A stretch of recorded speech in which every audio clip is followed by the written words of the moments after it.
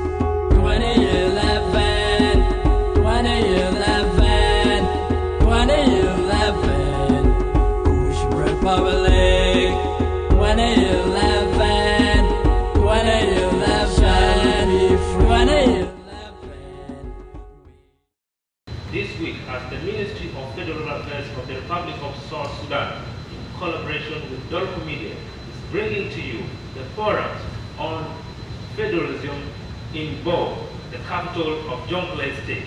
We are here to welcome the moderators for the forum, our award-winning journalist, Mading Moore.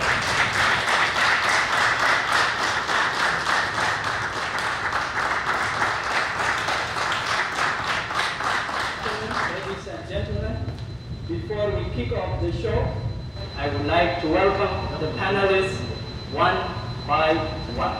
Please welcome Honorable Dr. Richard K. Moller, the Minister of Federal Affairs, Tigor.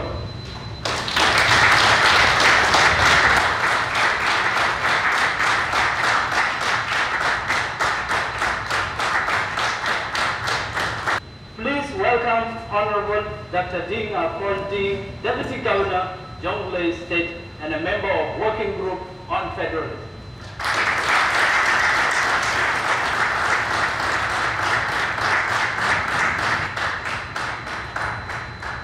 Please welcome Honorable James Tor Munbun, former Governor, Central Upper Nile State.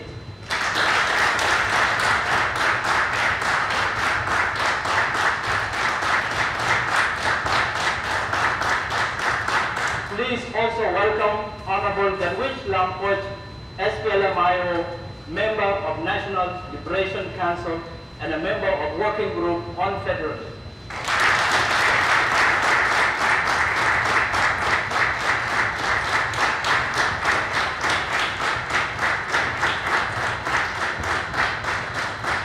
Before I finish with the introduction of the show, I would like a musician to start off this program, John Ralphion, Nanpaleo, beautiful song about this state where we are. Young Namdia, Kimana of Sudan, and Namdia, Remitri, Guremedukin, Jabam than the Bible, Yagalu, Nukebekoi Manim, Kupangi Java Byway, and Yamakija Unity. Get the bottom and by Jala Twing and a jog a lot and a man upon the dog and a jog a langanum and a man upon the pim, a dinner dog a jalbo and a jog a lot and a man upon the dog and a jog a langanum and a man upon the pim, a dinner dog a jalbo.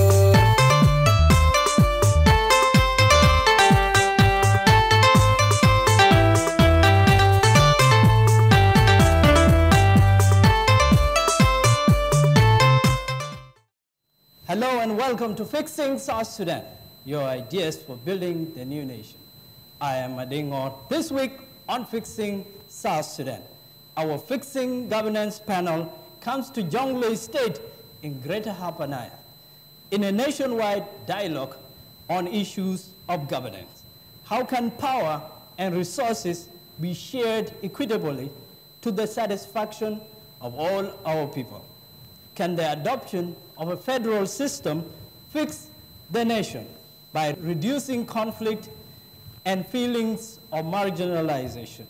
In this forum, we will delve into what federalism is and what it is not. What are the merits and demerits of this system? And what does the RRCs and our laws say about it? We also would like to explore the experience of South Sudanese with the current decentralized system of governance. What is working and what is not?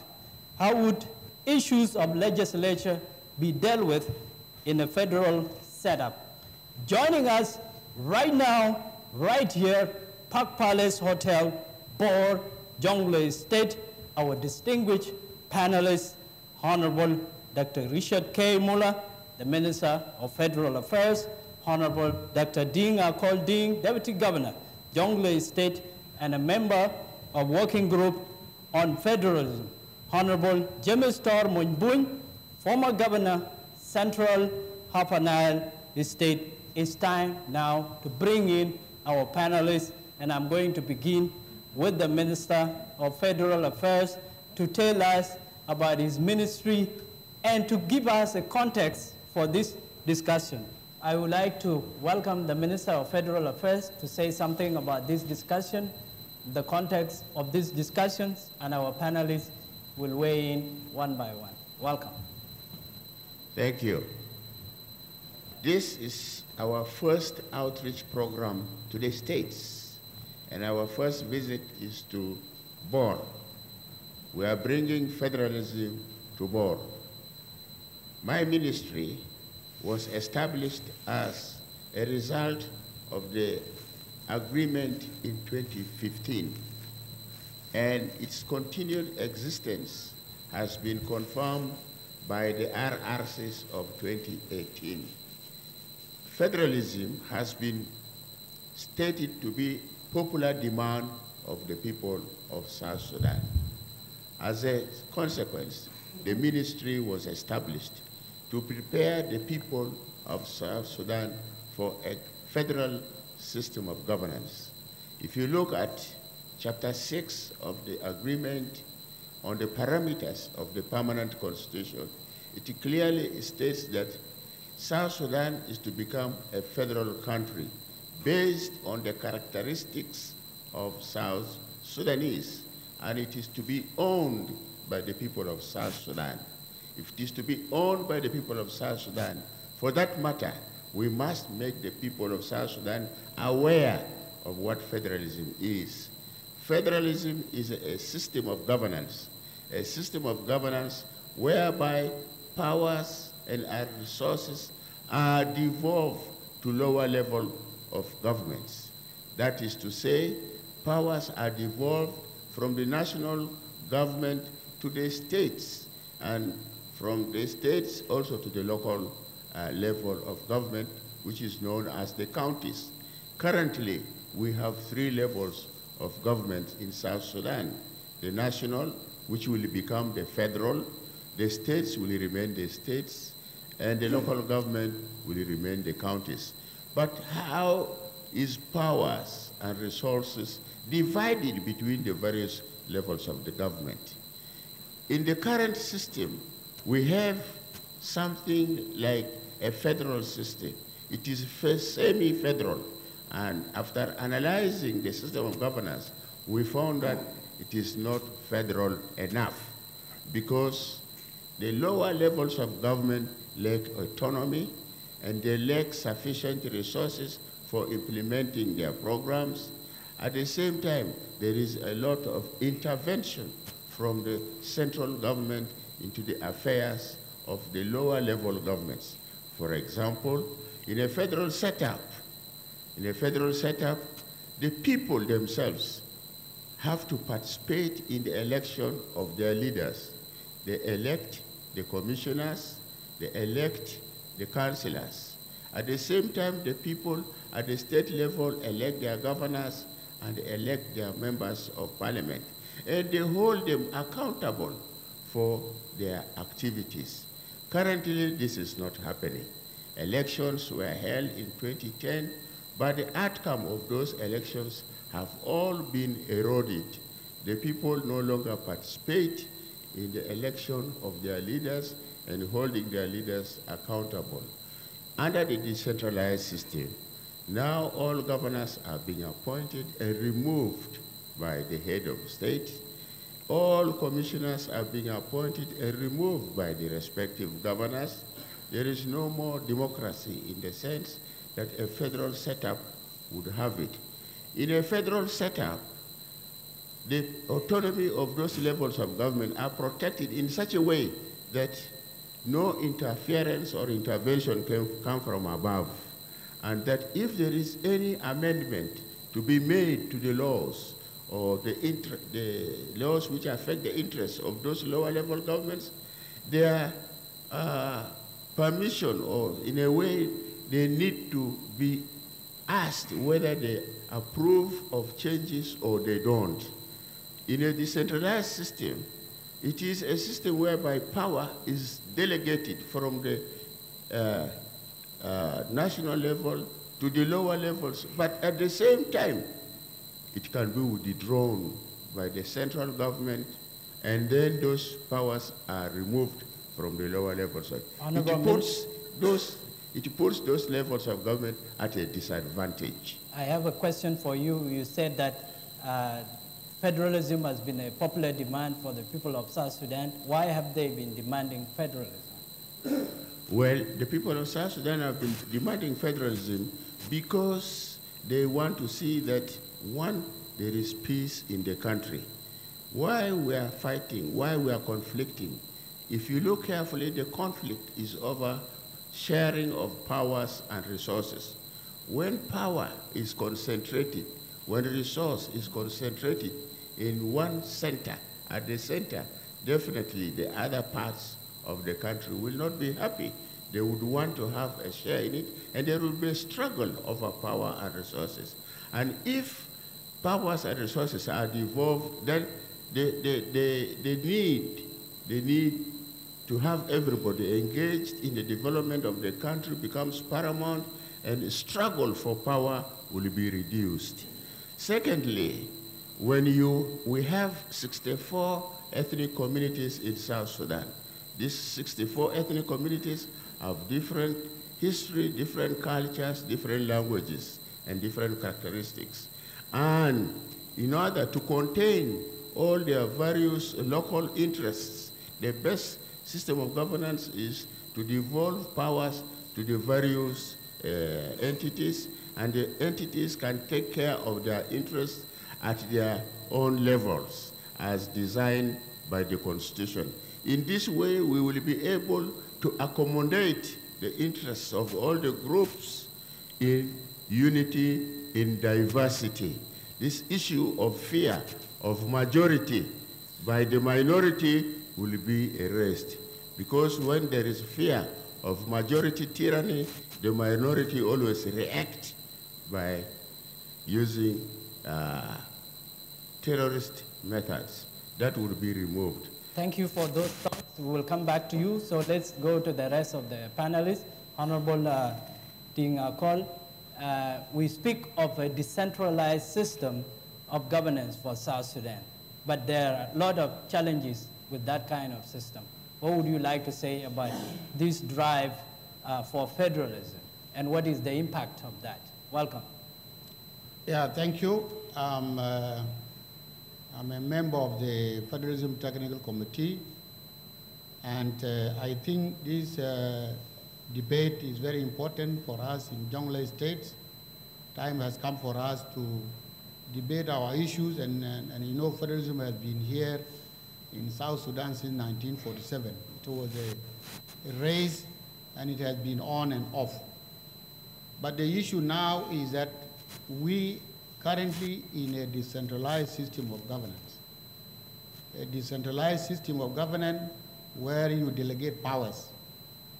And when you delegate, it may not be enough, what you delegate, but in the federal system, a federal system is a system that powers and the resources are distributed among the institutions of the government or level of the government, so that when they are entrenched in the Constitution, nobody will interfere into those powers.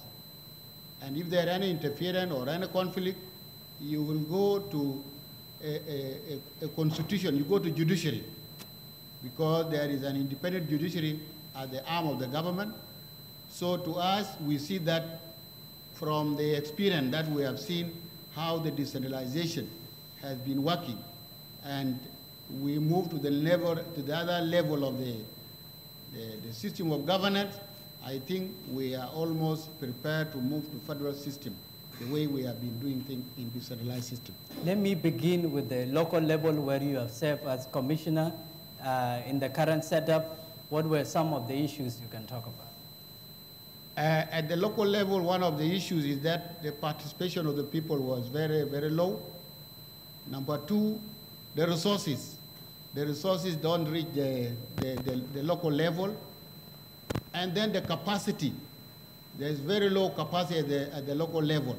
So these are the major participation, and financial resources and the capacity are the major issues that are hindering the work of this at the lower level. The South Sudanese remember the time of division. They used to call it kokora, and there's a perception that federalism is division of the people. It is kokora. Everyone goes to their respective area. Is this true or false? I think that's not true, because first of all, when you give powers to the people, you give them the resources, you give them the capacity to run their own affairs. And I think that's the most important, because it will involve the participation, because federalism is a decision making. You want to push the decision making to the lower level so that they can decide themselves. They can decide this year they need water, this year, next year they may need education, they need health. So it is the people at the grassroots that are the one who will decide whatever is priority to them. So you don't set the priorities by others. It is the people at the lower level who will decide what do they really need most than the others. It leads to greater democracy. Yes, it is a participation, because what is democracy and what is it is participation of people. If you involve more people, that's how democracy comes. They will decide whoever they want to elect. They will reject whoever they don't want to accept. So I think that is participation. There are those who argue South Sudan is a nascent state, is just starting out, and their identities are not formed, and federalism can possibly even lead to a breakup of the country. There are concerns about it. How can those be addressed? Yeah, that concern is there, but that's why the debate is coming now down from here to the state and even to the county. We want to enlighten people so that federation is not seen as a separation of people. It is the resources and the power only, but people remain one. So I think that's why this coming to debate at the state level and then to the county level is healthy. Let's discuss it. Instead of saying, oh, we cannot discuss this, what it is a mental game. Let's discuss it, because the whole world, there are federal systems we cannot copy. We must make our original, not just copy and paste. And with that, let me give it to Honorable James Tormonbuny, who was a one-time governor of Upper Nile and a very active one, Upper Nile State. And indeed, there are challenges with the current system.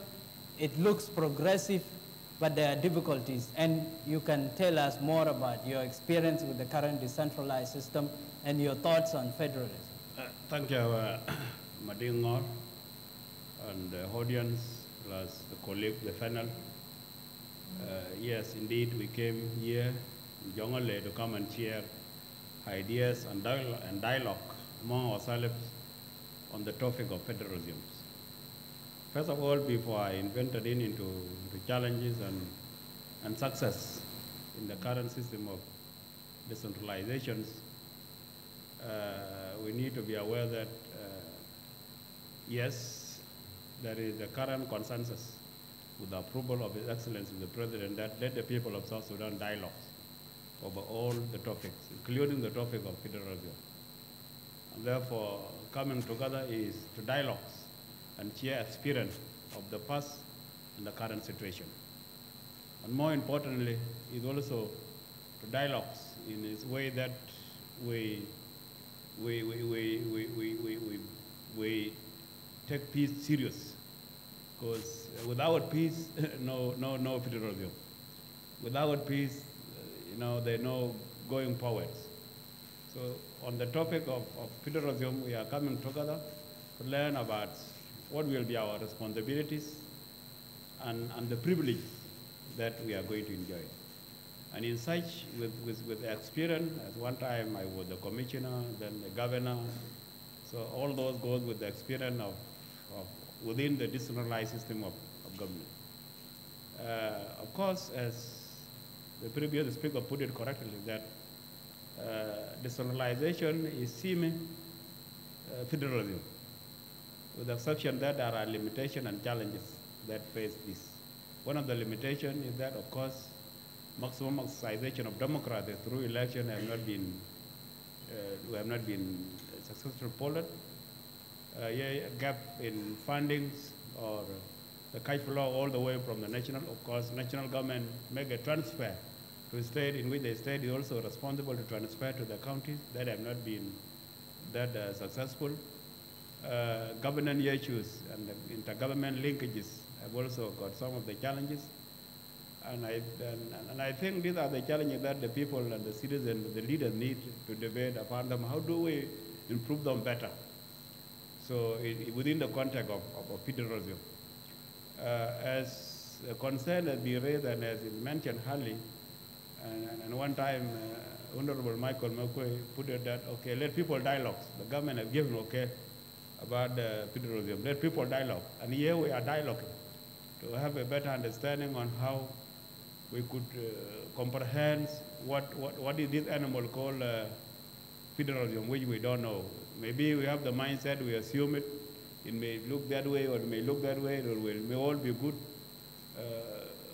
All in all, is a desire in which we also need to see to it that our history, the people of South Sudan, of these long conflicts, is also a priority among ourselves, so that the sensitivity on the result of federalism does not, create another scenario that we don't see.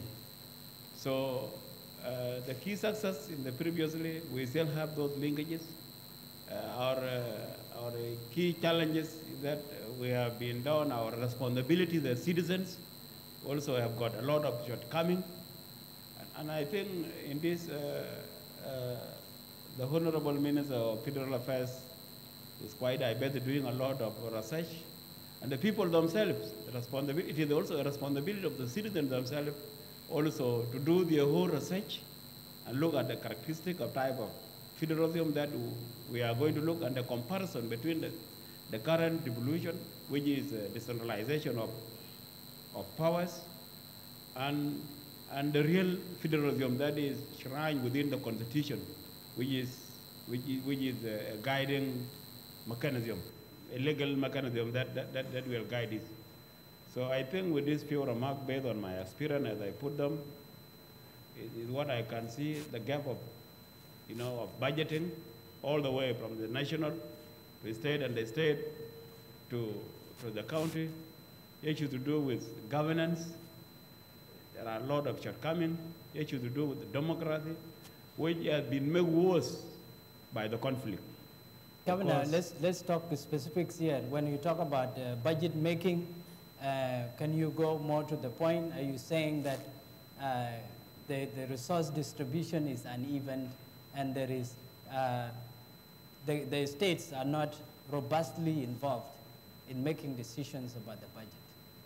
Okay, when we talk of the budget itself, I think most of the states, whether the previous 10 states or the previous 28 states or the current 32 states, they heavily depend from the national transfer, national allocations. No money from the national transfer, no payment of salaries. That's my experience here. If the national government did not transfer any cash, there is no payment of civil servant at the state or the local county. And here it goes both.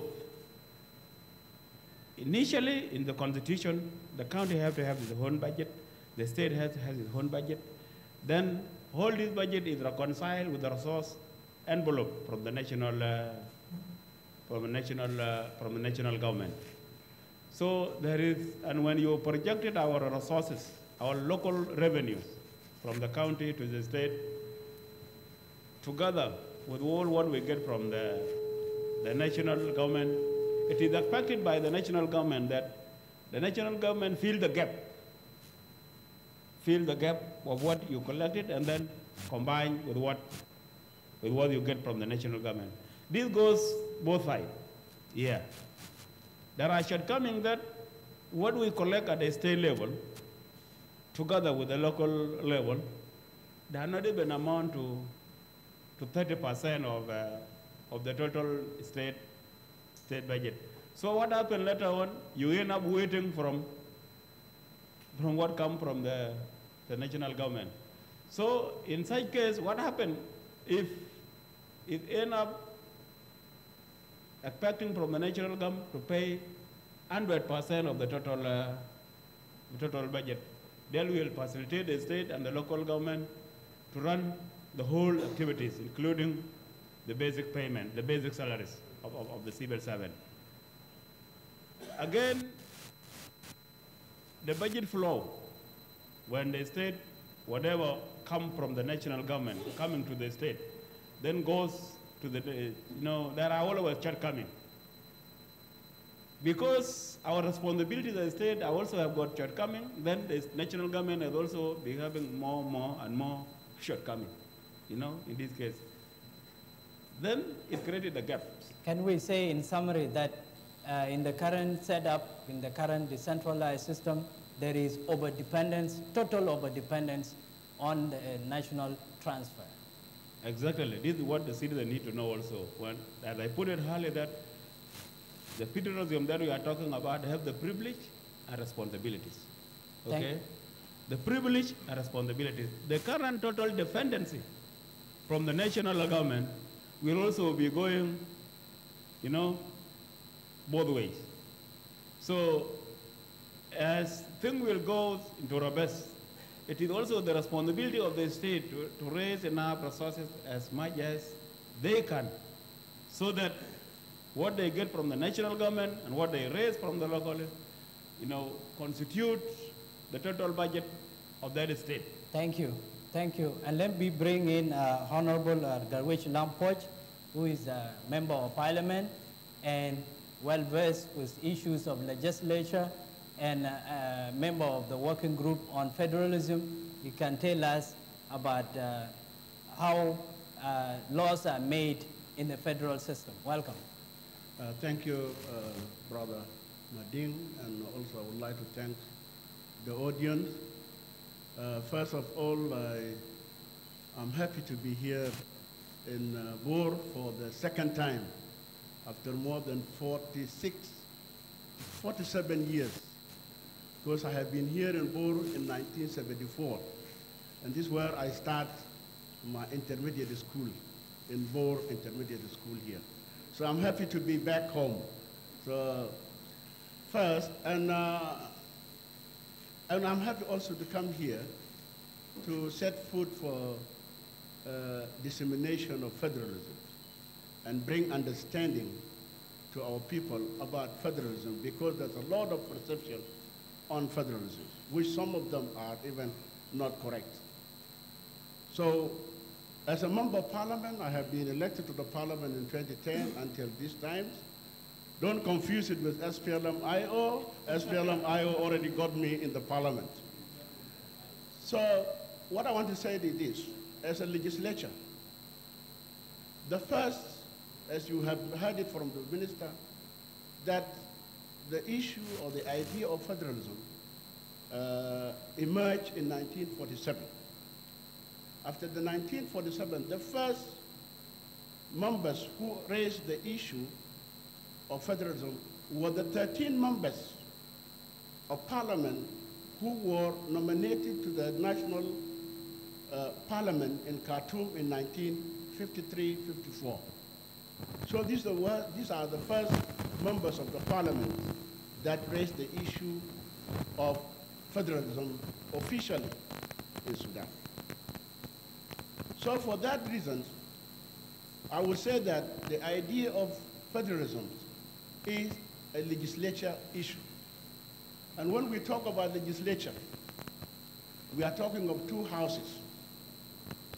In our context, we have the National Legislative Assembly, and we have the Council of the States. Their mandate is to represent the will of the people of South Sudan and foster the unity of our people, and also to make legislations, and at the same time oversee the executive, whether at national levels or state levels. So that is the mandate of the legislature. So now, in the current decentralized system that we have in South Sudan, we have already a bicameral system of government, of parliament. So we have the national and the Council of the States.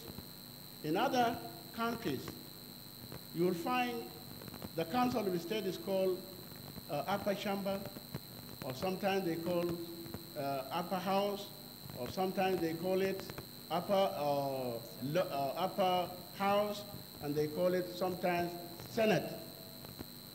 These are synonymous of the lower or the upper house or the Council of the State. But here in South Sudan, we call it a Council of the State. Now the question is, does both houses reflect the views and voices of the people at the state level in the current decentralized system? As a member of parliament, I would say no. There's a mixed feelings.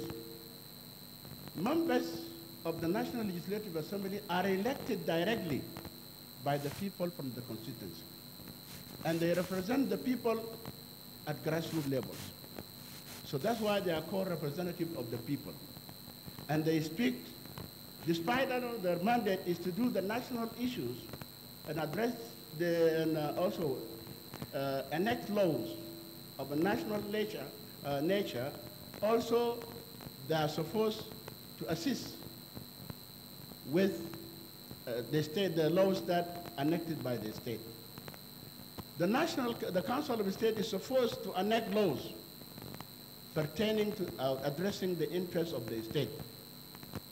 But the current structure of the Council of the State does not annex laws or legislate laws that addressing the interests of the state. And also the composition. You see the current setting of I will focus on the second house, that is the Council of the State, which is to represent the voice, who's supposed to represent the voice of the state. When they were appointed to the parliament, they were appointed in accordance to the CPA. The CPA, that is the one created the current Council of the States. And it was representative. It was represented only by two houses, by two parties. The NCP, which was having 25 members, and the SPLM have 21 members. And then there's extra 4 members. That was given as a prerogative of the president to appoint these members from using a criteria that he would see suitable. And that will address the issue of people, for example, with special needs, women's youth. And this was supposed to happen.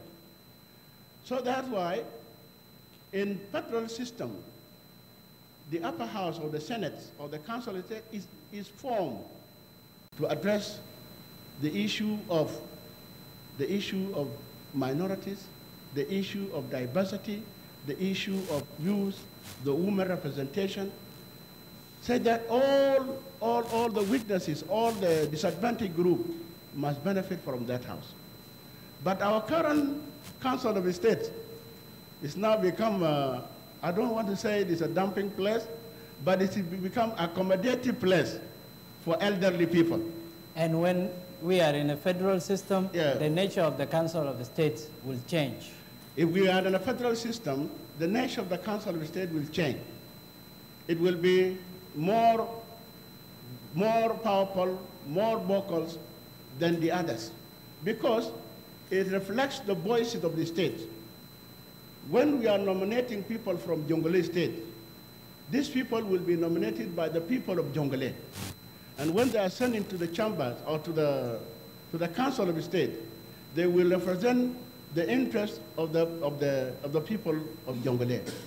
And they also will work hard to influence the national government to make laws or to even to provide resources or allocate resources for the interest of the people of Jonglei and all the states here. Thank you. Thank you. So, this is Fixing South Sudan, your ideas for building the new nation. I am Adingor, and with us in the program, Honorable Dr. Richard K. Muller, the Minister of Federal Affairs. Honorable Dr. Ding Akol Ding, Deputy Governor, Jonglei State, and a member of Working Group on Federalism. Honorable James Tormoinboin, former Governor, Central Upper Nile. Honorable Gadwich Lampoch, member of Working Group on Federalism, and a member of Parliament as well as SPLM-IO. Now is the time to take it to the floor and to hear some views from the audience who have been listening patiently. Some of them have views, reactions, because there are prominent members of government in the audience. We give some chances, and then if you have a specific question for any of the panelists, you address it. So please begin with your full names and your association. Say your full names and okay, association. thank you very much, Madingor, for the chance. I would like to have the opportunity to greet and welcome the members of the panel, Dr. Richard K. Muller, Honorable Tormoin Boone, and Honorable Gadwila, and His Excellency, the Deputy Governor of Jonglei State. First, let me appreciate you. Go ahead. Let me appreciate you of being here in Jonglei State and in Botown, Dr. Richard, maybe for the first time over this issue of federalism. We have been hearing a lot about it, a lot of talks have been there. And all these talks, most of it is centered in Juba, actually. My name is Dr. Agod Alier. I'm the advisor on special programs for the governor of Jonglei State. We've been hearing a lot about this federalism, but all these talks have been in Juba. And of course, Juba, capital of South Sudan as it is, does not necessarily reflect the opinion of the people of South Sudan. That's the wider South Sudan.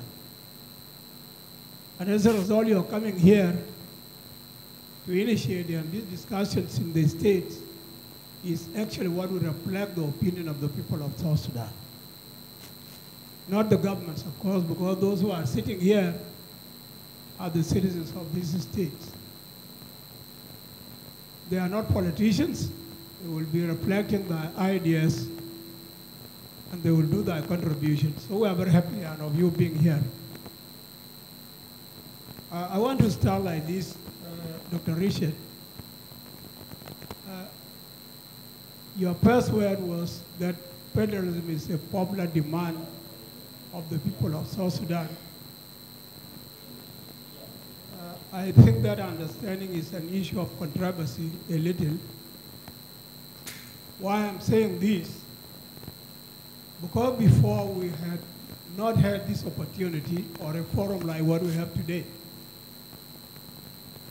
that we have discussed over the issue of federalism or another system of governance in South Sudan. It has not been happening, of course. Whether we are under the Sudan or even the few 9 years we have been here. So I want people that do not, I want persons that do not believe this thing. I'm always hearing it from some of the people But what has not been discussed by everybody will always be very difficult for one person to conclude that this is an opinion of the people of the country. It is only when you have made moves like what you have done here, this is where now you will come up with an opinion of South Sudan, whether it is a popular opinion or not a popular one. They could be talking it in Juba, but that could be an opinion of individual politicians who may not necessarily represent the people of the areas they originally come from. All of us being aware about the history of this country right away from 1947, the Juba Conference, where maybe the idea was initiated, like I mentioned before, by Honorable Garkwo, coming down to the first parliament of the Sudan, where this idea was thrown away. And as a result, the country went into war. Coming down to the 1965 Roundtable Conference, where the idea again was touched. But then the idea was understood by others that is tantamount to separation of the country. Beginning with the regional government in South Sudan, Dr. Richard, came in the issue of an autonomous South Sudan, the regional government of the time, as a way of governing South Sudan. It was initially welcomed here because it has come as a product of Addis Ababa Agreement, and again later on evolved the issues of the region, the three regions in South Sudan. And the same language of being popular demand of the people of South Sudan was used. And again now we are in the decentralized system of the government. A good number of people are saying nowadays that it is the popular demand of the people of South Sudan. Do you agree with that, that it is a popular demand of the people of South Sudan? I will come to you, but so in succession will be coming like that. Yeah. Why this thing is happening like that, I think we are in a search of a system that will suit the people of South Sudan. This is why we are trying this, and then it has shortcoming. We try this, it has shortcoming, and we try this. And I think this one now, what we are discussing now, will be the fourth trial for us as people of this country. Federalism, of course we have not experienced it before, but it has its own problems. First of all, what I want you to answer, the role of the citizens in the federal system of the government, the citizens' role, okay? How does federalism address it? How does democracy operate in a federal system of government? How does federalism manage the issues of diversity, the issues of ethnicity? How does the federalism you are talking of, how does it address them? Coming to the challenges of the resources that have been mentioned before by the honorable speakers who have talked, the resources management in a federal system of government, which to some of us look the same like the decentralized system of government with a very small margin. What is the role of the outsiders, the experiences of others, be it in the continent here, be it in the region? And let me quote the example of Nigeria, which is the giant of Africa, that have tried federalism, and its own federalism is facing challenges until the day we are here today. I know that Ethiopia has risen, is just introducing another one again, but we are still to wait whether that one will be faced by challenges or will move ahead smoothly. So these are my few remarks. I've just wanted to put Your Excellency. Can you check my understanding about what you are saying, that we have never done a referendum on federalism, so let's not call it a popular demand when we don't even know what people think? Actually, I think like you. Okay. But this is why I was saying, because we did not have a platform before to discuss it Thank you very much. Thank you. Thank you very much. My name is Isaac Mamir, advisor on peace and reconciliation to the governor of Jonglei State. What I want to say, federalism is a good system of governance in the world, as we know, but in our case, as South Sudanese people, first of all, we are tribal society.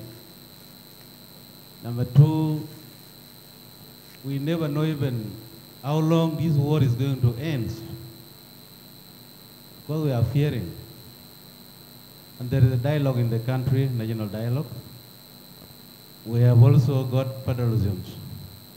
These things are going to confuse people.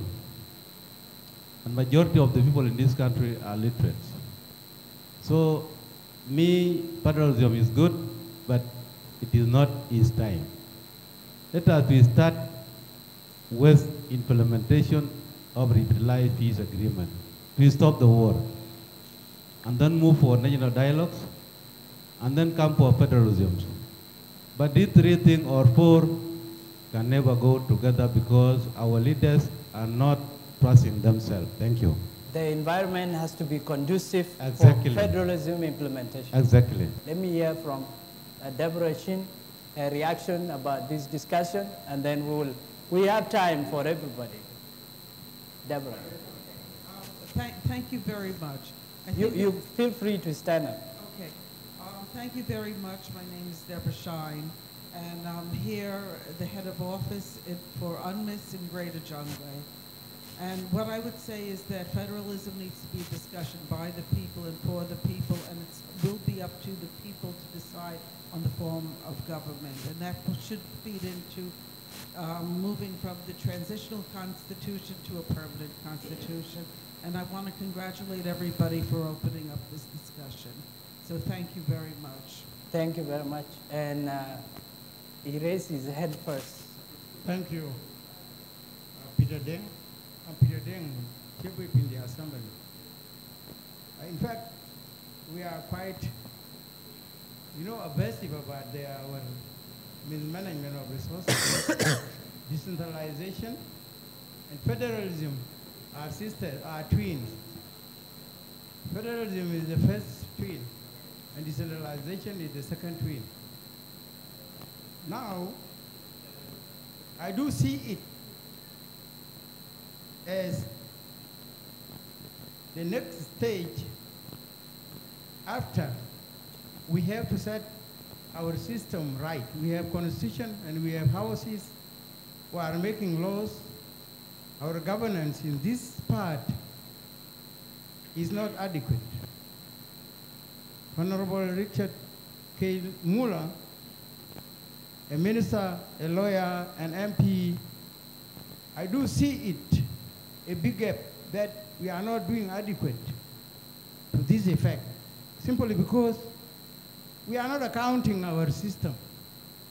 This is what we should be making. Laws are there, and they are not followed. Implementers are not questioned. That is what brought the general anxiety to the people of South Sudan, so that they think of, let us try this, let us try this. And we remain the same laws. Maybe the operational part of the system of federalism will be the one to be added, but laws are there, but we are not following them. So it is a popular demand, I agree, but let us check our operational standard simply because allocation of resources is not adequate. Powers are not respected. Rule of law is not there. Now we are running to the next, and we fail to do this second twin thing, and we want to go for the first twin. It is acceptable, but it is a would-be thing. Meanwhile, let us improve our system of management. Thank you. All these stages. Thank you. Thank you very much. This is the last chance for the front, and if we have to live to the spirit of federalism, we also have to go to the back. Okay, thank you. And I really appreciate Richard K. Muller and the panel for the program. First of all, I would like to begin my My name is Paul Bolayong. Paul Bolayong. I'm a member of the Assembly, in Jonglei State Legislative Assembly. First of all, I would like to assure you, as my personal opinion, that federalism is a popular demand of the people of South Sudan. And you know the genesis of this controversy over number and boundaries of the state came from IO. When Dr. Riek Machar started to advocate for federalism. So the idea was getting popularity from the public, from the people of South Sudan. And that was the reason the government, our government, adopted it and implemented it. You see? Has it been implemented, or you mean the decentralized system? I mean... or incorporated in the agreement?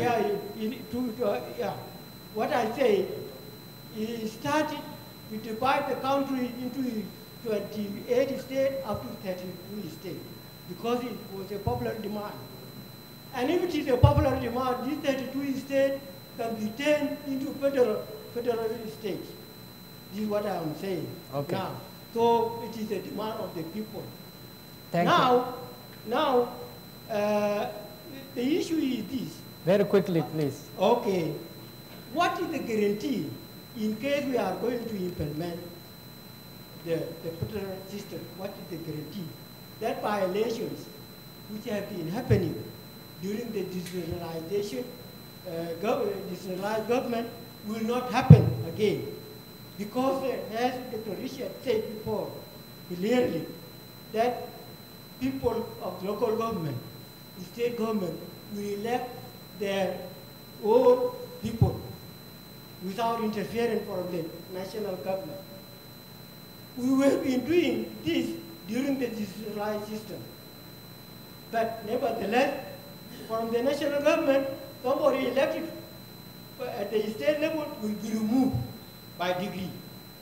What is the guarantee somebody who is elected at the local government will not be removed by the state level? In a federal setup? Yeah, if we are going to adopt. Yeah. Now, lastly, we the people of South Sudan, we are confusing our people. We sign a lot of protocols and we get shortcomings there, we get stuck.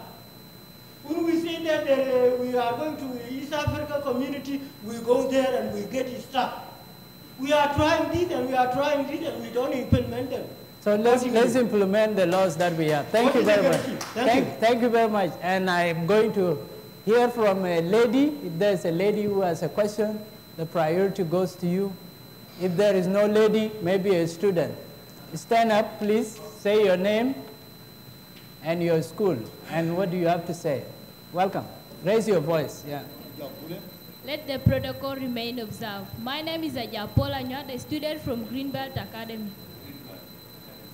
I'm hereby standing firmly to contribute or to take part in the debate on federalism to South Sudan. To base my point of, or my suggestion on federalism to South Sudan, I would just like to talk of competition.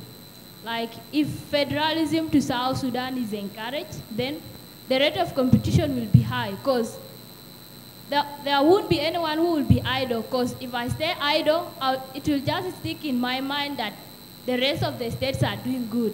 Why not me? Therefore, I should work hard in order for my state to be recognized by the central government. And not only that, but also the issue of development. Like, if I'm to talk of development, I'll just be working harder and harder in order to develop my state. Like the issue of urbanization, the growth and development of town, I'll just make sure that there is school in my state. There are also hospitals and other basic needs in the states. Therefore, my state will also develop. And to conclude, I would just like to ask the question, and my question goes to the Minister of Federal Affairs. If we are to embrace federalism in South Sudan, how are the issues of insecurity, hostility, and the unbalanced development be settled in South Sudan? Another reaction from the very back, someone marginalized somewhere. Thank you for the chance. The protocol remain observed. My name is Gak Chol, a student at Greenbelt Academy Secondary School here in BOR. I'm not really going to comment about what the federalism is going to do in South Sudan or how good is it going to be in South Sudan. But I would rather would like to have a question to the former governor of Central Upper Nile States. The former governor of the Central Upper Nile State talked about the budgeting before. He was like telling us that when we embrace federalism in South Sudan, it's going to make like a state to have more powers than what is actually having today. That is what he was saying. And he was saying that the state is going to have a powers in generating the resources of the state, yeah? The state is going to generate the resources as much as it can generate, and the resources can be also increased from the national government. That is going to make the resources of a particular state much, yeah? Like saying the state is going to be independent in making the resources. But my question is, if there are so many states in South Sudan and they have different resources. There are so many resources that are having different value of money. It's like taking an example of resources of a state that are selling oil. They can have more money than states that are not selling oil. The states that are having more resources, and there are some states that are not having more resources. So if the government is going to distribute the resources to the state again, do you think that all the states in South Sudan are really going to have the same, same resources in this? Thank you very much for that question. We have time for more reactions. I have noted the hands that have been put up. Let's bring it back to our panel, and we will go back to you. This is Fixing South Sudan, your ideas for building the new nation. With me, Mading Ngor, and with us in the panel, Honorable Dr. Richard K. Muller, Minister of Federal Affairs, Honorable Ding Akol Ding, Deputy Governor, Jonglei State, and a member of Working Group on Federalism, Honorable James Tormoy Buny, former Governor, Central Upper Nile State, Honorable Gadwich Lam Poch, SPLM-IO, member of Working Group on Federalism and a member of the National NLC. Welcome. You have heard so much from the floor, and I would like to begin with the Minister. He has few reactions, and then we will go down the line and back to you, and then we will bring it back to the panel. I have a lot to say from the questions. First of all, is federalism really popular? And was it historically popular? Historically, of course, federalism started with the Juba Conference in 1947. Its popularity was not tested. The master of the meeting ruled in favor of united Sudan and did not allow or give room even for Southerners to express their own views.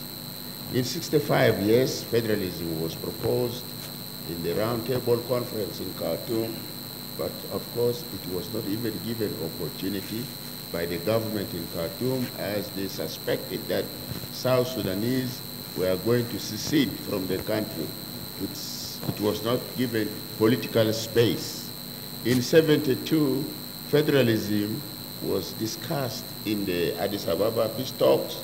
Unfortunately, Nimeri had already ruled that South Sudan was to be autonomous within United Sudan. So opportunity was not even given for federalism. But the people of South Sudan wanted a federal state in 72. They failed to get it. They got autonomy. What happened?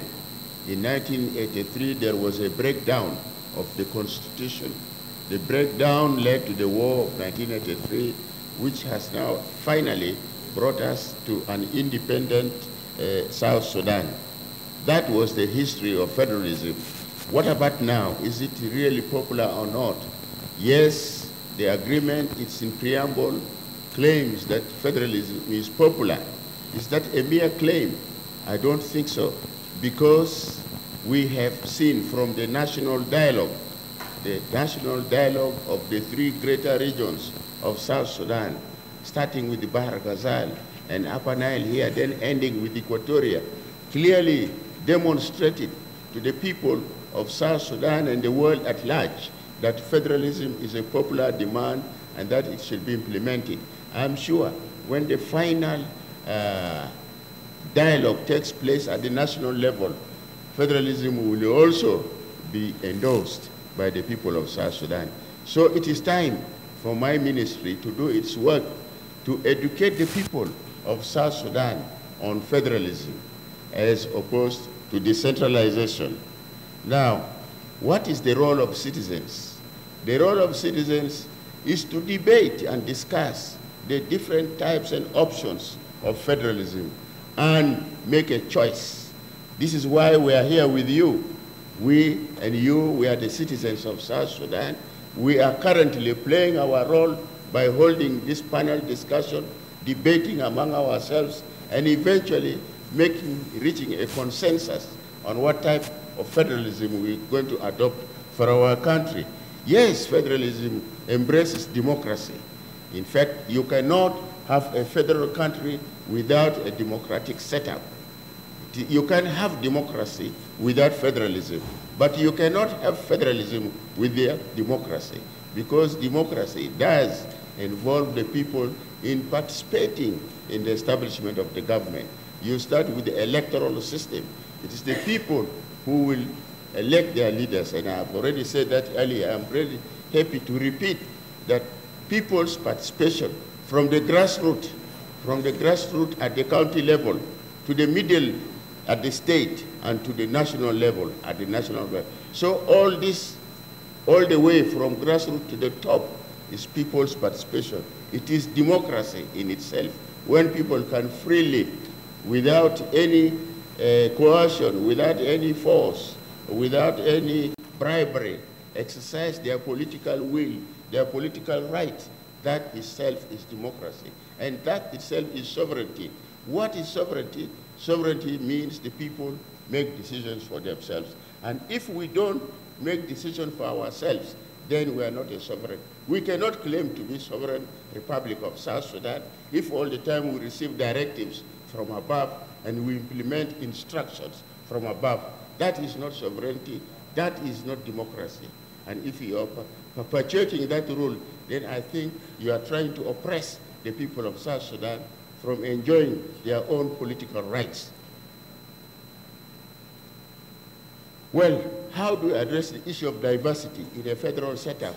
The federal setup is such that people's differences, cultural, linguistic, religious, whatever differences you have among yourselves, even if it is tribal, it is contained in the design of the federal system.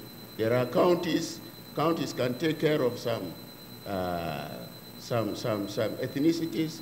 There are states can take care of others, and the national government is there for all of us. It is a rule of self-rule and shared rule. Where there is self-rule and shared rule, everybody has an opportunity to have their interests accommodated and protected. And in this way, diversity can be managed without conflict. Unity in diversity is better than imposed unity. You cannot impose unity. You better harmonize people's interests so that they live in happiness and in harmony with one another. Well, there has been a lot of challenges of resources. Yes, many questions have been asked. In a federal setup, let me explain to you what happens in other countries. First of all, is to give all the levels of government powers to raise their own resources. The state, the local government should have their own powers separate from the national government. Currently, we have that in our constitution. In our current constitution of 2011, all the levels of government have powers to raise their resources. The powers of the local government is contained in the Local Government Act of 2009. Powers of the state and national government are contained in the constitution itself. They have, but of course, the lower level governments don't have sufficient financial base in order to raise sufficient revenue for their own management. Now, in a federal setup, apart from the individual sources of raising revenue, there is the national revenue. The national revenue comes from national resources. National resources are things like oil, gas, minerals, customs, immigration, all those big sources of revenue. These belong to the national government or the federal government for that matter. And when they are raised, they are to be allocated and transferred to supplement the resources of lower level governments. And this is done by a body, a commission. Currently we have Fiscal Financial Monitoring Commission. Unfortunately, it has not been doing its work very well. Unfortunately, it is badly constituted also. It is made up of politicians who have nowhere to be employed. They are accommodated.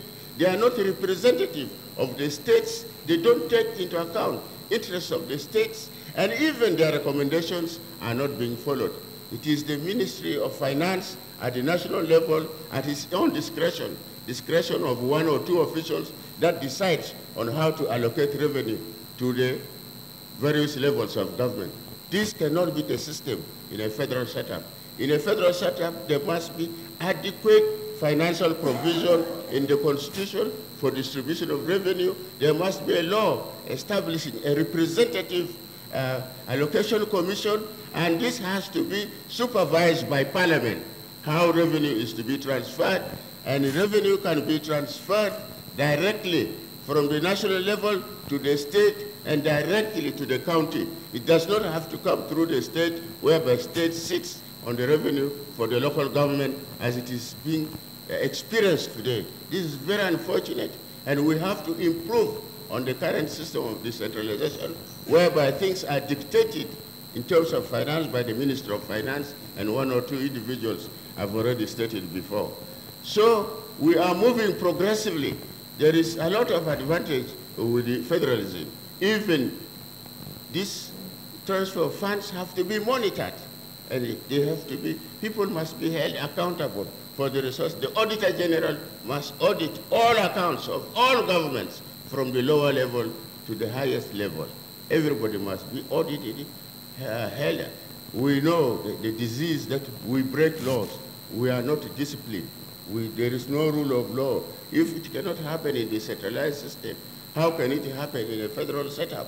We are saying in a federal setup, let the people hold their leaders accountable. If your own governor in Jongole misbehaves, you can remove. If he doesn't misbehave, keep him. And you make sure that you elect the best people that can lead you. But not that people go to the president and whisper to him, X is bad, this is that, remove him, bring this one. Every now and time there is trial and error. Every now and then there are reshuffles. You cannot even have time to plan for yourselves, to raise funds for your own economic development, for your services, you know. But in a federal setup, you will have periodical elections. Say after every 5 years, you can have elections conducted, people campaign, people hold their offices, and then when the next round comes, then they have to tell the population what they have done or what they have not done in order to get their mandates renewed by the people. Experience of other countries, yes, have shown very well. Federalism, by the way, has been successful. If you want to know the most successful countries in the world, America is on top. It's a federal country, it's a very progressive, very successful. Those of Germany, Canada, Australia, and the rest. You come to Africa. Oh yes, Nigeria is the oldest federation. It's doing well. It has problems, but it's still doing well. And I think the population of Nigeria is 200 million, but we are just 12 or 10 million. And but Nigeria is 200 million. Very difficult to manage, but they are managing themselves. You see, Nigeria is doing well in the federal. South Africa is doing very well, experiencing very well in the federal setup. They are doing fantastically, actually. They don't call themselves federal, but they are actually, in content, they are federal. You come to Kenya. Kenya is doing very well with its with its devolution government. If you go to Kenya today, those of you who have been, there is a rapid change in Kenya. Every county authority building roads, building schools, building hospitals, because it's a challenge. As the lady behind here said, it's a competition, it's a challenge. You must develop, you must do your best for your people. If you come to Ethiopia, which people talk of ethnic federalism, yes, it is ethnic in the sense that for them, they design it on the basis of their ethnicities. All the regions are Oromo, what, and so forth. So that's unfortunate. But I don't think we in South Sudan, we really want ethnic federalism. We are not looking for that. We are looking for federalism suitable for the people of South Sudan, which probably will be based on territorial federalism, not necessarily ethnic. We don't need to be ethnic. But at the same time, I can tell you that Ethiopia is not completely ethnic, because if you come to the southern regions of Ethiopia, there are so many ethnic communities. There are about, how many? 65 or something ethnicities in Ethiopia, and their population is very huge, 100 million, you see. And they have no what? They have no oil, no gas, no minerals. Kenya, no oil, no gas, no minerals. They are doing very well. Eh? What about us here? We have all these resources. We have to manage them properly in order to take care of our 10 million people. Let me give you a last chance. You could all live in Honorable Minister, last chance to you. When you talk about, when you speak about success of a federal system such as the model in America, what are you referring to? Is it because they are the most powerful nation on earth, or is it income distribution? It is, you know, efficiency and effectiveness. Efficiency and effectiveness, they are able to collect, manage their revenues effectively and efficiently, to account for it. And of course, once you have efficiency and account and effectiveness, you are also powerful. You can be powerful. Nothing can rule out. We can be powerful. We can be more powerful in a federal setup instead of killing ourselves every day over the resources. Thank you very much. And Honorable Deputy Governor. Thank you, Madingor. Now it is good you did not call me a doctor again. I'm not a doctor. I'm the deputy. So the doctor is here. Now, I think I'm happy with the response. What we are here, we are trying to disseminate the federal system. And all of you, you are aware that any system, there is no good system. Systems are like that. It is the way you implement that system that what matters. Whether in America, in Nigeria, in Ethiopia, in Rwanda. Rwanda has now picked very fast. Why? Because of the implementation of the system. So whether it is decentralized, whether it is federal, and it is not implemented well, it will fail. So the issue we are sharing with you here is that we want to disseminate so that you are aware, within your consciousness, you know your role, because our problem in South Sudan, all of us, we have become spectators. We don't participate in issues of administering ourselves. You think, I let those people do it. What about you? So the issue here is that the federal system is coming after 3 years from now with the permanent constitution. If it is agreed by you, then it will be incorporated into that constitution in 2021 or 2022. So don't think that we are talking of tomorrow, we are changing the system tomorrow. No. It is for the revitalized peace agreement that it will incorporate the federal system if you have agreed and you have evaluated the decentralized system of governance that currently we are implementing. So my point here is that all of us, we need to participate in this issue. We want to see that if powers are there, if the resources are there, let's put them in the constitution. They should not remain outside. That Richard Muller can decide to give me 2 million because he's rich. No, we want it in the constitution to decide that you give me 2 million. It is the constitution will say that. because we want to move away from individual decision. That's the whole purpose of the discussion. So we are talking of raising consciousness so that you think of which system that will be better for the people of South Sudan. And that's why, as he has mentioned here, decentralized and federal system, they are the same. We are already in the federal system, by the way. The current system of 32 states is a decentralized system. They have their own constitution, they have their own local government act, meaning we are decentralized. The difference is, have we put these powers and resources in the constitution, in the sharing form, in the accountability form? I think that's where the issue is. Thank you.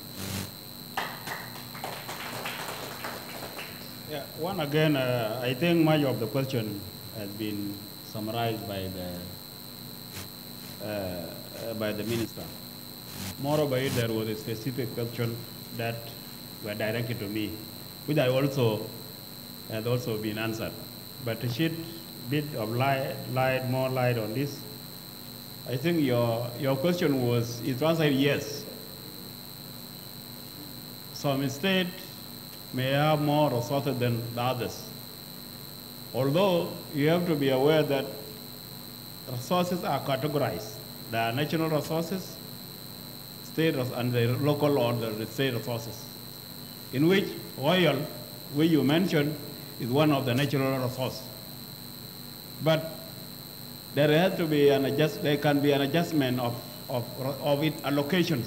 Take, for example, the current laws says the oil producing state should have 2% from the total resource mobilized, plus additional 3% to the communities where the oil is actually attracted or, being produced. That brings the total of 2 plus 3 is 5%. But if the whole thing, if the people of South Sudan say, oh no, we want to go for federal system, I believe and I think the percentage will increase from 5 even to 20 or up to 30. It will be the demand of the people, okay, at that time. And it will also be part of their right. And not only the resources, including other resources, other mineral resources. We have gold in some part of the country, and other resources that we have. So it will be depending on how we together can agree on this. And I think we do agree that the coming to being of the federalism will be subjected to the right of the people. Okay? So that people say, yes, we need it. And of course, one of the mechanisms to subject it to the right of, to the people is through referendum.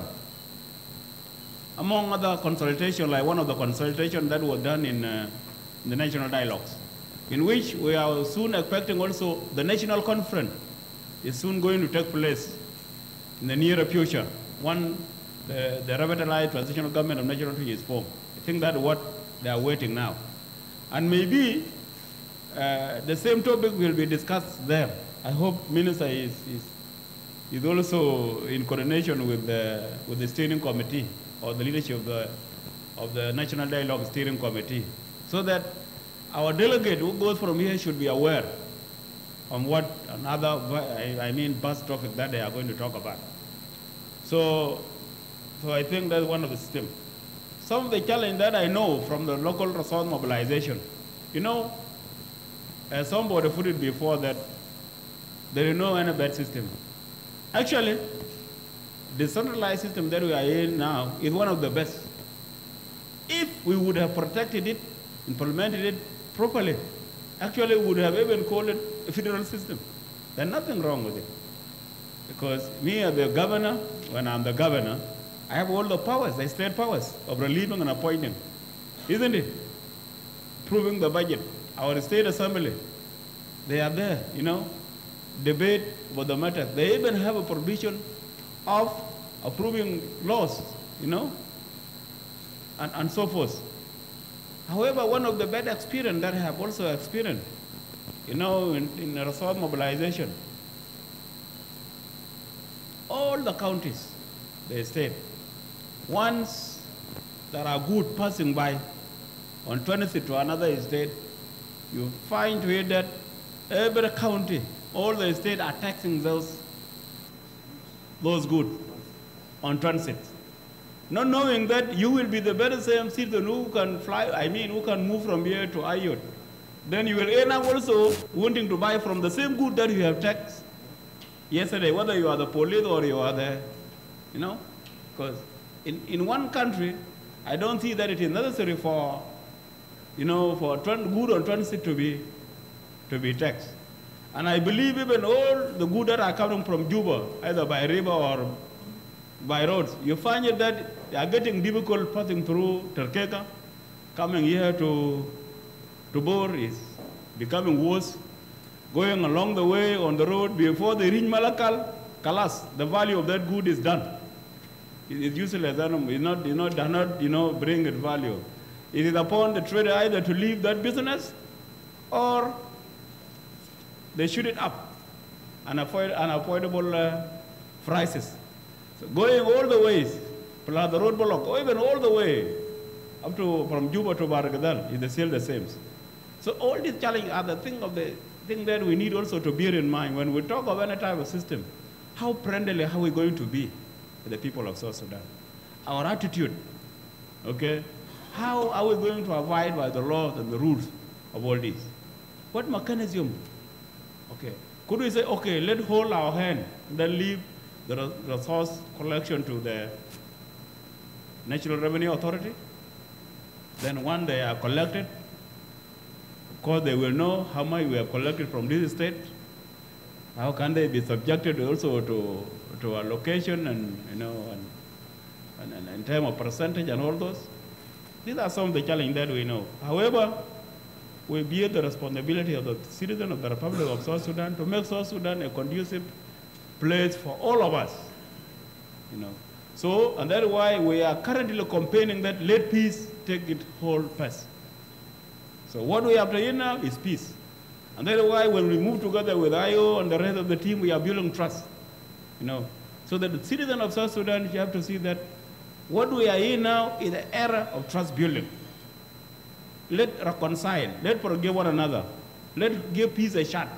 Thank you. When we give peace a shot, all additional things will be given, as the Bible says.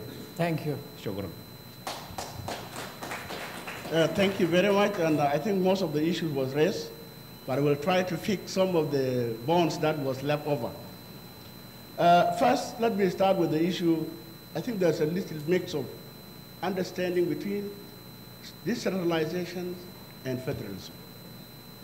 Decentralization, by definition, is deconcentration or delegation or transfer of authority to the lower levels. In other definition is a devolution. When you come to the federalism, is about devolution of power and resources to the lower levels. That is the difference between two. But now, in our current setup, we have a decentralized system. As a working group, we actually cruise and make a lot of research on different setup and different system of governance and different decentralized system. And the conclusion that we made, that the current decentralized system is concentrating powers at the national levels and shrinking at the lower levels. So you will find that there are so many ministries at the national level, there are so many commissions at the national level. Now we are going to have 550 members of the parliament at the national level, and we don't know when the number of states is decided. We are going to have also a big number of members of the Council of the State. So you will find that having that huge institution at the national levels, it will also reduce the resources that should be delivered or should be allocated to the lower levels. So for that reason, that's why we see the decentralized system is a little bit challenging. Number two, in the current setup, the decentralized system that we have, the states are not autonomous. That means they don't have right now. Now there's a lot of interference always to the state affairs. And that's why it has been mentioned before that they are now removing your governor, even without even informing the citizen of that state, why the governor is removed.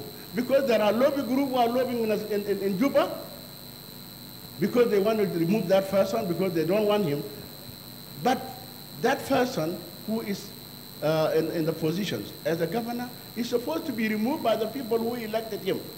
But all the state governors that was elected are not all there now. They're not no longer there. Because they all removed, even before the creation of the state. Some of them were removed. And that was unconstitutional to remove an elected governor. That elected governor is supposed to be removed by the respective state. So a state should be autonomous in the federal system. A state should be autonomous. The second thing is there should be no interference. In the current setup also, there's no coordination, there's no collaboration between the state and the national government. These are the weaknesses of decentralization. But if we have the federal system, the state will be autonomous, there will be democracy. And that's the most important thing in a federal system. Because in democracy, there will be accountability, there will be rule of law, and then also there will be equitable allocation of resources to the other levels. That's during. And then now, the citizens. Where is the role of citizens? The role of citizens now, they will question whoever, or they can question now the governor, and also the members of the parliament now will be in power. What is making our system weak in South Sudan? Because even we, let me say, as a member of parliament for experience, we are toothless in the National Assembly because we are seen as part of the executive. Whatever is not good, when we say that that is not constitutional, now we are called as a caucus of the party, then we will be lashed and we will be intimidated, and then you don't go out of the party line. And this is what makes us weak. So within the federal system, I think we can change all these things. Now coming to the issue of, now we are talking of federalism, we are talking of national dialogues, it will confuse us. No, we are not confusing you. We're actually disseminating information to you. It is you to judge now. Such that you should have also, that will also motivate you to go and study the federalism. Such that you should know it by yourself and own it. Because when we go to the process of permanent constitution making process, you will be aware of the federalism, whether it is good for South Sudan or not good. So we are just only passing information, such that you should be aware and prepare yourself about this. Regarding the war, as a member of the SPLM, let me assure you, nobody's going back to war. Our people have suffered enough. Our people have suffered enough, and they need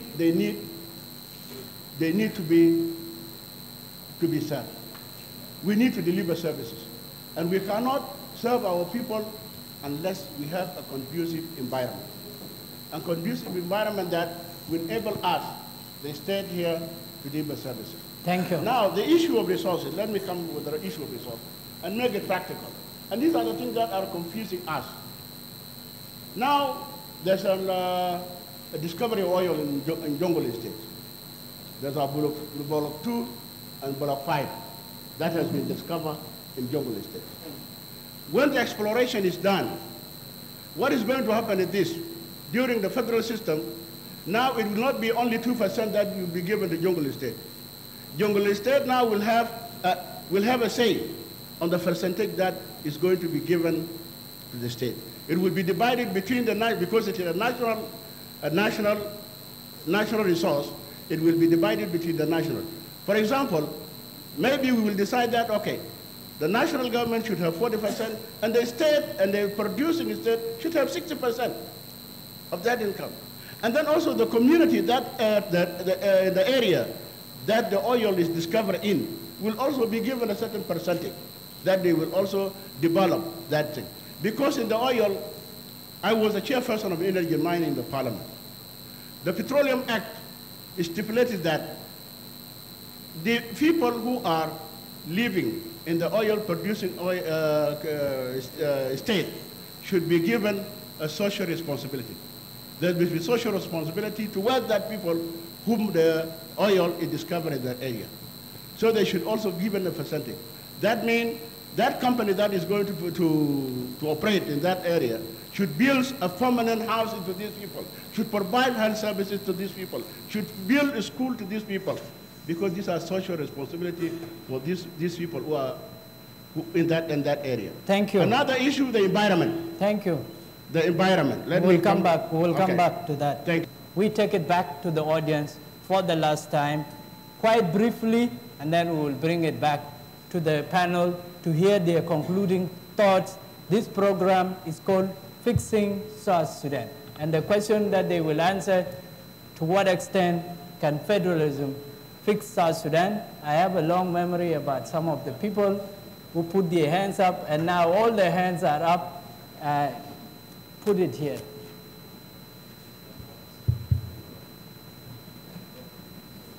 My name is Honorable Ayom Mash. I'm the State Minister of Physical Infrastructure in Jonglei State here.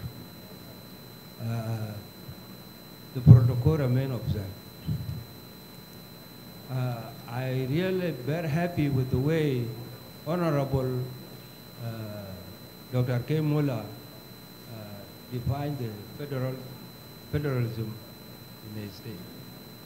That it is the devolution of powers and resources to the lower national, which is very, very, very, very, very convincing. I am worried with one thing, that the former governor of Central Upper Nile mentioned that in terms of distribution of resources, that the state has to collect its own revenues and are to be supplemented by the national government. To me, it's the opposite. It's supposed to be the transfer from the national government to be supplemented by the collection, by the revenues generated by the states. But now, we have the problem here. We have states which are landlocked, like Donglei State here, like Punjab, like BOR, and so on. They don't access international borders. They have no revenue.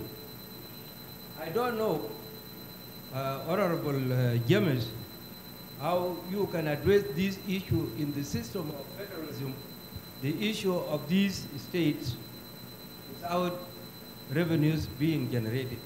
My name is Joe Jacob Quad, State Minister of Finance and Economic Planning, Jonglei State. Indeed, I said I'm not in support of federalism. Simply,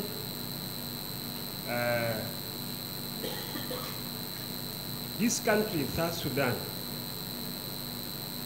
the history is very long, and many of us here read it, except maybe young people. And I believe, from my age, if this generation of war in this country has not finished, this system will never work. Unless we, the generation who have been in the war, must first disappear in this geographical of South Sudan. Then the new generation will now decide which system of government they should take. I believe we fought the war in Sudan, since 1947, down to 1953, until 2005, to 2010. In 2010, before we get our independence, we South Sudanese were given our own autonomy to manage ourselves. But before the election, we went to war against ourselves.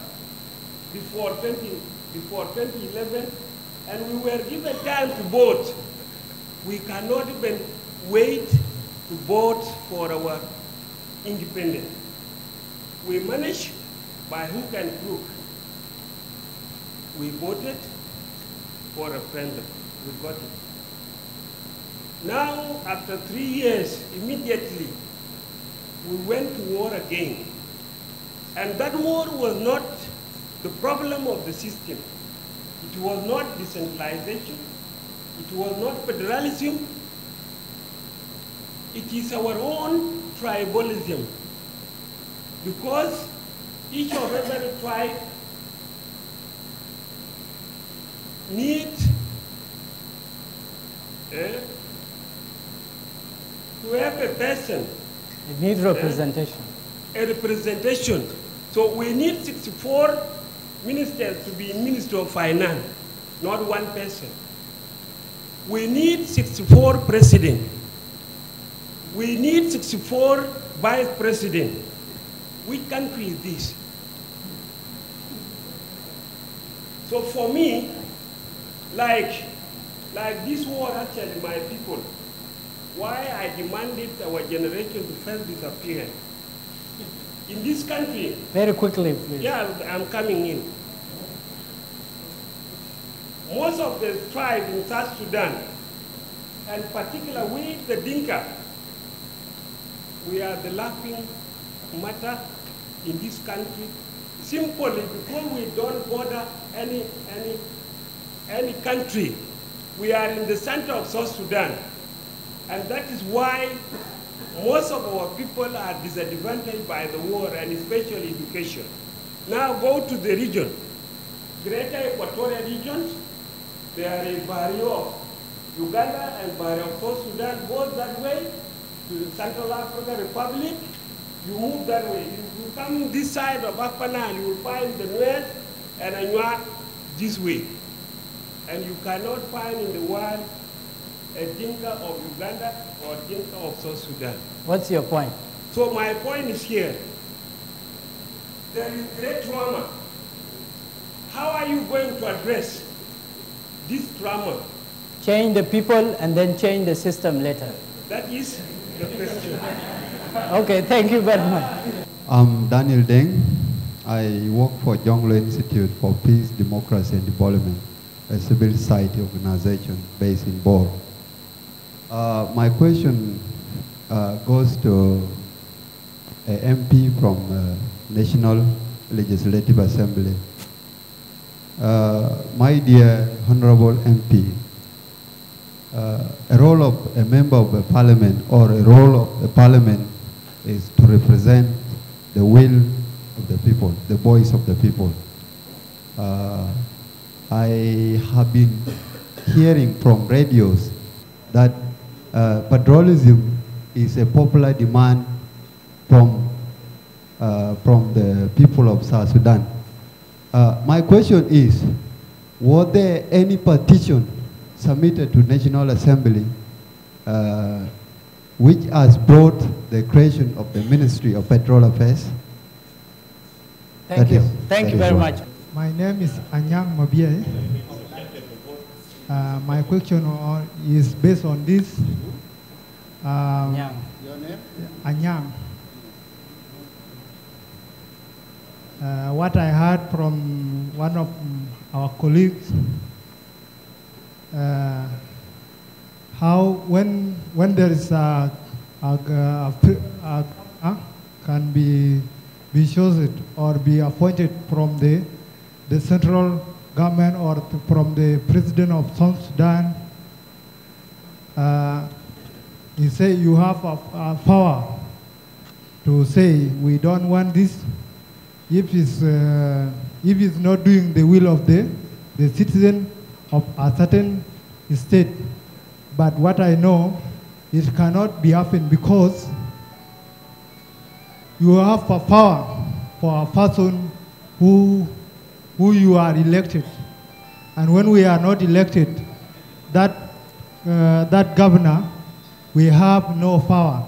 So my question is, how this one can happen to citizens of Jonglei state Thank you or very much. other state? Thank you. I'm going to give a chance to University of Dr. John Kimaje. So glad that you have chosen somebody on the academic side, because we, the academicians, are impartial. So, but allow me to be a bit lengthy, so I have both comment and questions. Very briefly. Thank you. I want to thank all the members of the panel. My name is Dr. Akim Ajit Bunj. I'm an associate professor in the College of Management Sciences at Dr. John Garang University. At the same time, I'm the Director of Information and Public Relations at the same institution. The topic is very good, and I want to thank the Minister of Federal Affairs. The juxtaposition that you have made in the beginning is quite commendable. It's very good, and it's traffic, so I want to thank you for that. So far, I have seen there are two competing views here. One is that the reason why we need federalism in South Sudan is because we need to limit the role of the national government, especially interfering in the national issues, at the state issues. At the same time, also to limit the role of the governors, which is also understandable and is very good. On the other side, there are people who are saying that it is good to maintain the status quo, and that is to maintain the current system of decentralization, because they say it is working. What may need to be done is just to multiply it, to make it uniquely ours, make it uniquely South Sudanese kind of a thing, but it is working. For me, the issue of national government interfering in the special head of state interfering in the local issues is a constitutional matter, something that can be addressed later on at the constitutional review level. At the same time, it's also a matter of separation of powers, which also need to be addressed by the parliament. Maybe the power wrangling is something that need also in the constitution through what we call constitutional term limits. That is something that you people in the assembly need to take note of. Now, I'm turning to the question, and I have three questions here. Yes, federalism may address the problem of power wrangling, as it may limit the interference of national government in the state affairs. But I would like to know from the panel how it will contribute to equitable distributions of resources. For me, the reason why resources are not distributed equitably in South Sudan is not because of the system of government. There's another disease, and that disease, we know it, is corruption. Two, with federalism being perceived as the thought of one group ruling itself, will it not allow one region to run away with its resources? For example, once federalism is implemented, some communities in South Sudan will ask other communities to leave their communities. In turn, that community will reciprocate, will react by also running away with its resources or by refusing to share its resources. For example, if that state is a resources-rich state, like Jonglei or those states in Afanal, they will also react by refusing to share their resources with the rest of the communities or the rest of the states. Thank you very much. Finally, we have a problem in South Sudan, and the problem is that we don't keep things. We are not a community that like to keep things. We're chop-holic. We're a community who like to chop for new things. And even if this federalism that we are talking about is implemented, we'll offer another thought of system. So we are choppers. With that, what is the guarantee that we will keep federalism if given to us today? I will end with one good example from the former president of the United States, who was also a founding father of the United States, Benjamin Franklin. At the Independence Hall in 1776 in Philadelphia, after they had signed the Constitution, he came outside, he got an elderly woman. That elderly woman asked Benjamin Franklin, what sort of system have you got for us? Monarchy or a republic? Because that lady was not interested in monarchy.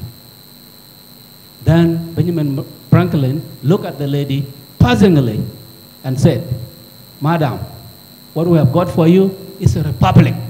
But what matters is whether you can keep it or not.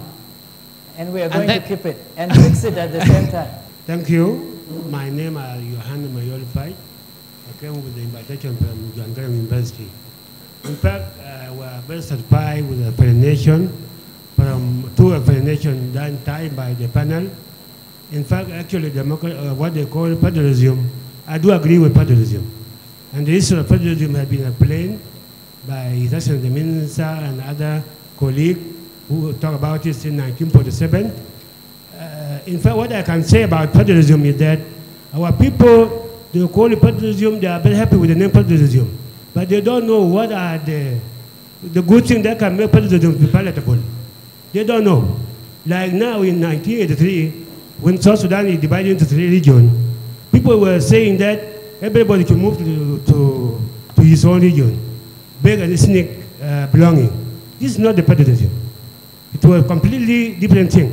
That is why people call it Kokora. Whether I was in my Upper Nile or in Bahr Ghazal or in Equatoria. This was not federalism. Because the very politicians who brought it, they did not actually explain properly what are the factors that make federalism to be very palatable. So actually, my question is this, because people are running time and out of time, my question is this: what type of federalism do you want to adopt in South Sudan? Federalism is very good, but you have to find a good type of federalism that will be understood by our people. Because our people are prone of rebellion if they are removed from their places. Like now in Greater Panay, where poor people are nominated to be vice president. Is it the reason why we are fighting? Is it the reason why we are fighting? So this is not federalism. Thank you. Thank you. And we bring it back to the panel. Okay, thank you very much. Very quickly, we have less than 10 minutes. I will be very brief. First, let me start with the issue of landlocks and also the level of resources over South Sudan. Some of the states, they don't have a lot of resources, and others have a lot of resources. But when we implemented the federal system, it will not the state that will decide to have its own resources. It will be managed by the national government.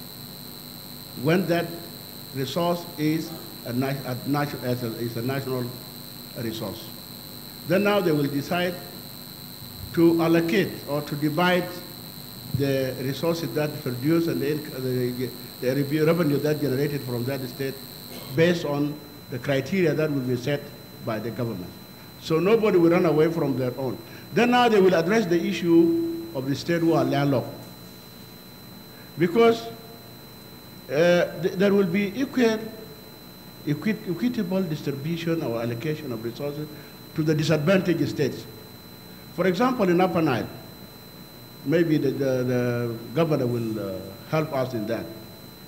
I remember in the parliament when we made the revenue management or oil revenue management bill.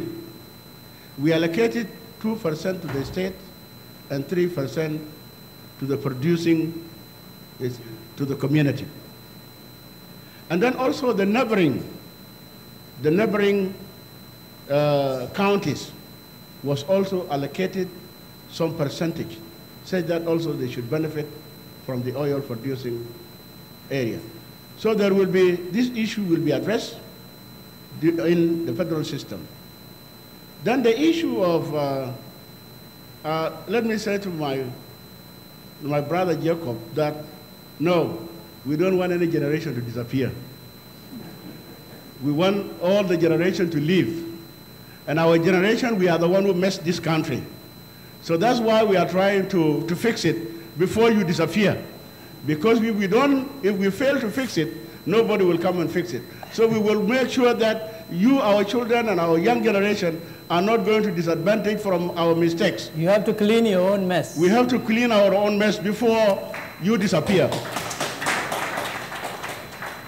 The question of whether there's a petition that's presented to the parliament or not, I would say that the answer is no. There's no petition that presented to the parliament regarding the federal system.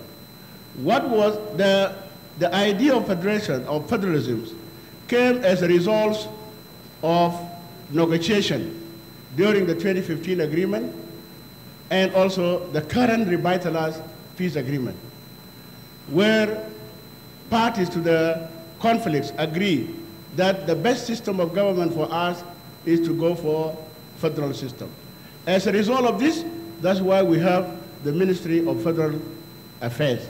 It's the product of the peace agreement that signed in 2015. So it came in the preamble of the agreement, this agreement and the other agreement, and also reaffirmed by the party to the agreement that have to be implemented in letter and spirit and also be worked out. So these are the issues that I would like to raise, and the rest. And the last question for you, can federalism fix South Sudan?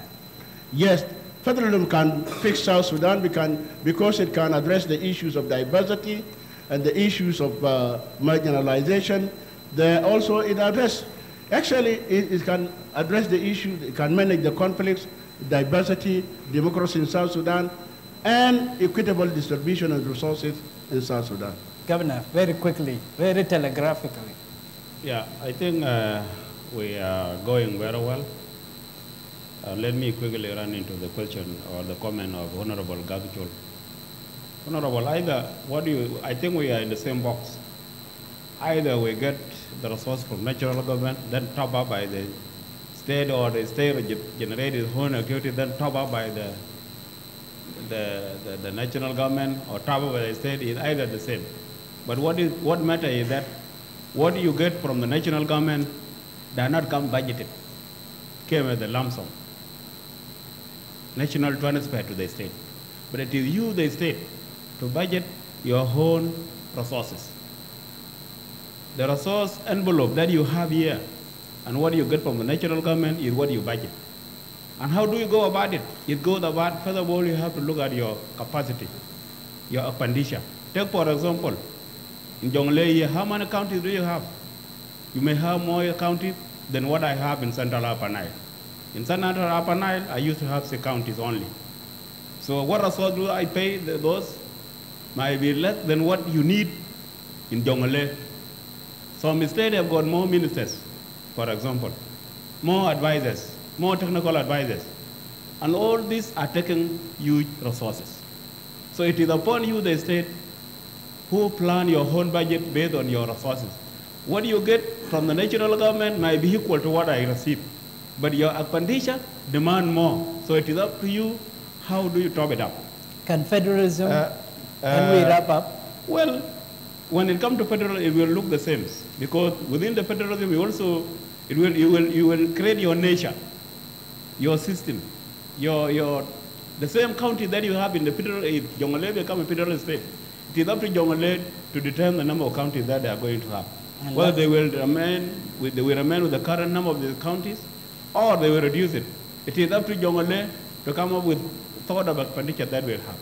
So, and that is why sometimes some of us who say, whether it is decentralized system or it is the federal system, that is one of the matter. What matter is how do we conduct ourselves.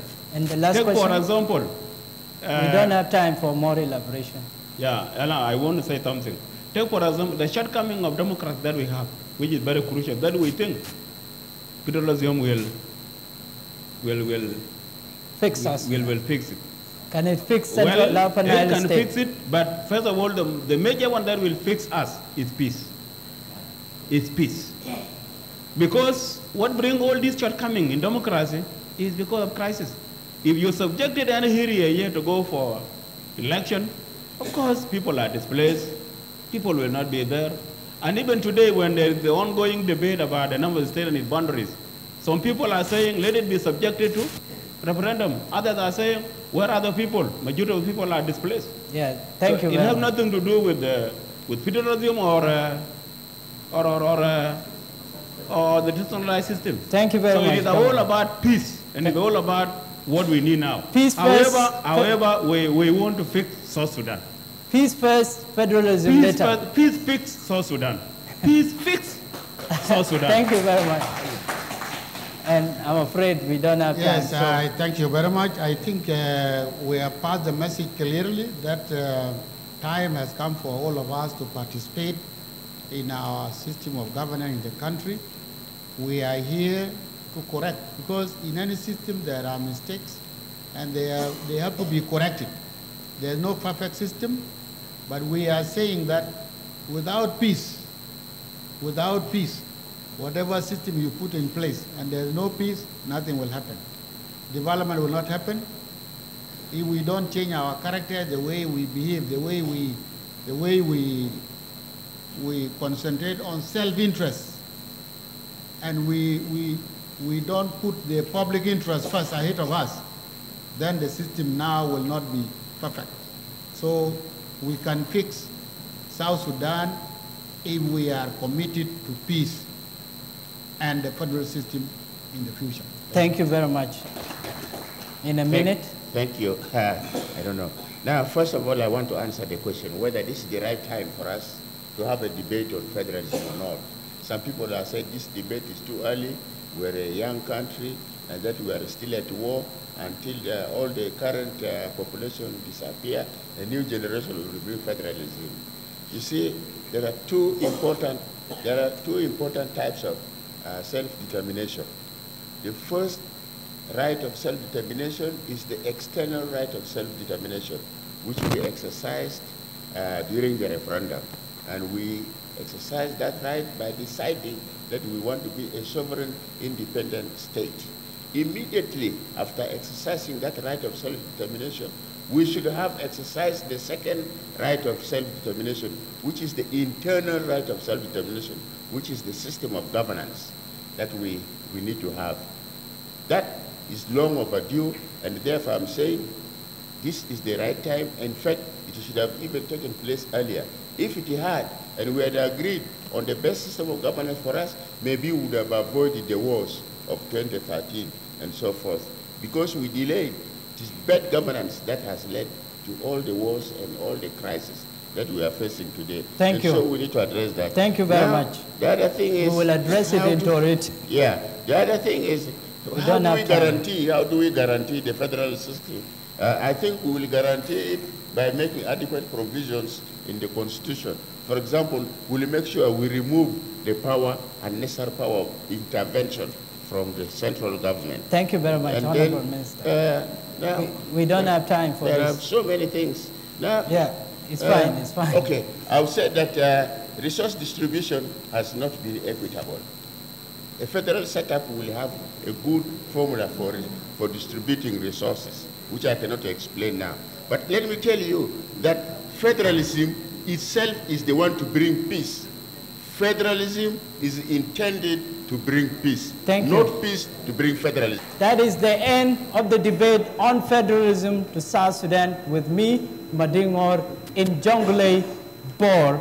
And with us in the panel have been Honorable Dr. Richard K. Muller, Minister of Federal Affairs, Honorable Ding Akol Ding, Deputy Governor, Jonglei State, and a member of Working Group on Federalism, Honorable James Tor Monbun, former Governor, Central Upper Nile, Honorable Gadwij Lampoch, member of Working Group on Federalism and a member of Parliament, and also a member of SPLM-IO. Thanks to all of you for your contribution in Jonglei State.